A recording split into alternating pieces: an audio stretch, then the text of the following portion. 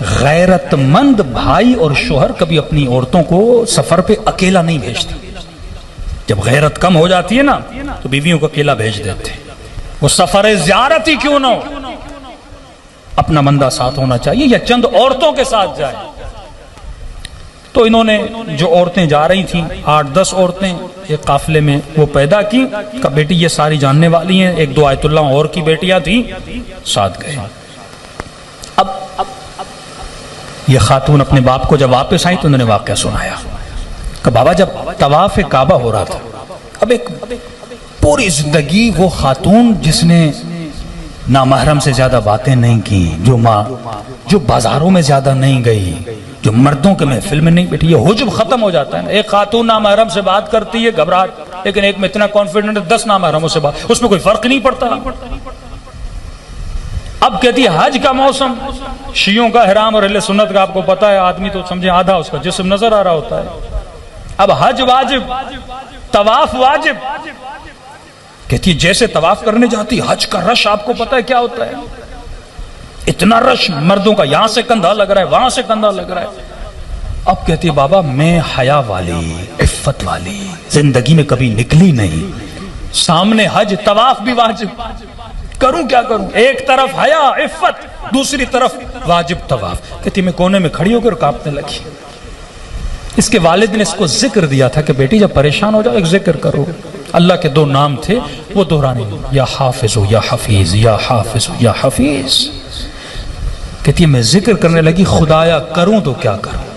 ایک طرف تو نے حیا کا درس دیا، عفت کا درس دیا، دوسری طرف طواف بھی واجب ہے، مردوں کے کاندھے لگ رہے ہیں، مجھے عادت نہیں مردوں کی محفل میں جانے کی.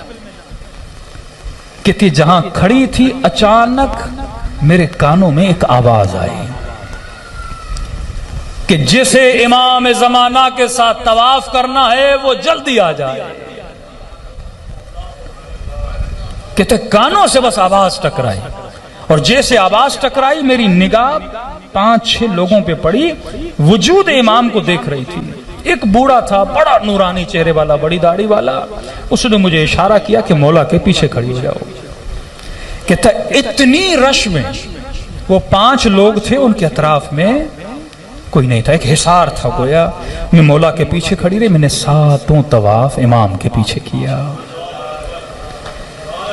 طواف کرنے کے بعد پھر کہہ رہی مجھے پتہ نہیں لگا، اور مجھے یہ یاد بھی نہیں کہ میں نے 7 طواف میں ذکر کون سا کیا، کیونکہ وہ دہشت، وہ ابوہت جو امام زمانہ کی میرے وجود پہ تاری. کہتے مجھے یاد نہیں میں نے ذکر کیا کیا، کہ میں نے صلوات پڑھی، میں نے تکبیر پڑھی، میں نے ذکر لبیک اللہم لبیک، کیا میں نے کہا مجھے کچھ یاد نہیں.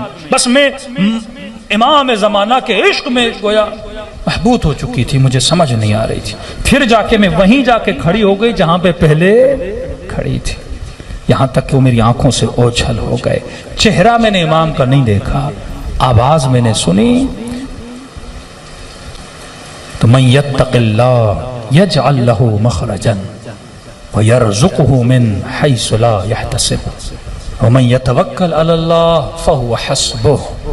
جب تو اللہ پہ توکل و تقوی کرتا ہے، اللہ کہتا ہے پھر میرا وعدہ ہے میں راستہ وہاں سے بناتا ہوں جہاں سے تو نے سوچا بھی نہیں ہے. جب رزق کی ذمہ داری میری ہے، تو حیا کر، تو عفیف بن، پھر دیکھ خدا تیرے لیے کیا کرتا ہے. وہ خود